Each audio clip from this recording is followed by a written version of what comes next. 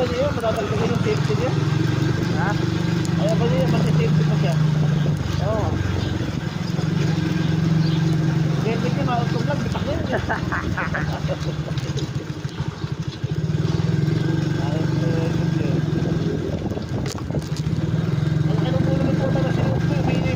Mahaba yung ulo niya. Malaki na mahaba. Malaki Malaki ng ulo ng putang na wala naman. Akala ko malaki na ang ulo ko, pero malaki malawas na. Hindi, sa'yo boss, normal lang. Pero normal lang din sa kanya, malaking tao naman siya. Yung ahit ka, malaki yun. Tingnan mo nga, binigay mong balanggot putang na nakatumpok lang na gano'n sa ulo. Kala ko si ano yung batang na ako, Popoy. yung binigay mo sa akin. Yung business ko gumagamit at pag mag-deliver. Walang gusto. Sa'yo na lang ako yan.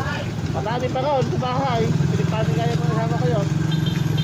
Ewan ko ba kung bakit naisip mo bumili ng kapakaano talaga. Sige, God, pag mag-deliver na ikaw, makakalaman ako yan.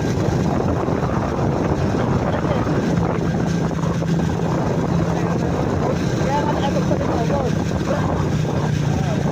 Di ba, yun yung unang mong binigay sa kanya? Pure native.